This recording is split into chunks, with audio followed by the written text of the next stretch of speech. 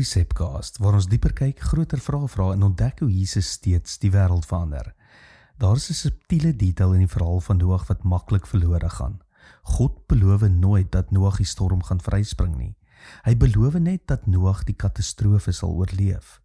Ons verwar hierdie twee dinge dikwels. Ons dink geloof behoort ons teen storms te beskerm. Ons bid vir 'n lewe sonder pyn, sonder teleurstelling en sonder moeilike seisoene. Maar die Bybel beloof dit nêrens nie.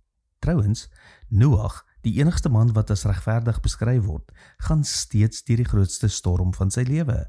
Die ark dryf op dieselfde water wat die res van die wêreld verswelg. Die verskil is nie dat Noag geen storm beleef nie, die verskil is dat God hom deur die storm dra. Dit verander hoe ons na ons eie lewe kyk. Miskien is die vraag nie, waarom gaan ek deur hierdie moeilike tyd nie?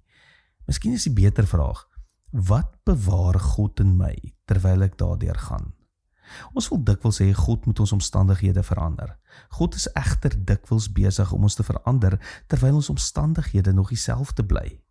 Dink terug aan die disippels op die see van Galilea. Jesus het nie die storm gekeer voordat hulle in die boot geklim het nie. Hy was saam met hulle in die storm. Dieselfde patroon sien ons reg deur die skrif. God se teenwoordigheid beteken nie die afwesigheid van storms nie.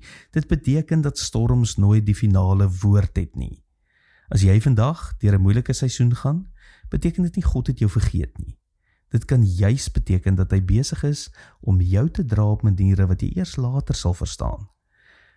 Dit is ook ons gebed by SA Gemeente, dat ons 'n netwerk van mense sal wees wat mekaar nie vals beloftes gee van 'n maklike lewe nie, maar mekaar herinner dat God getrou is, selfs in die middel van die storm.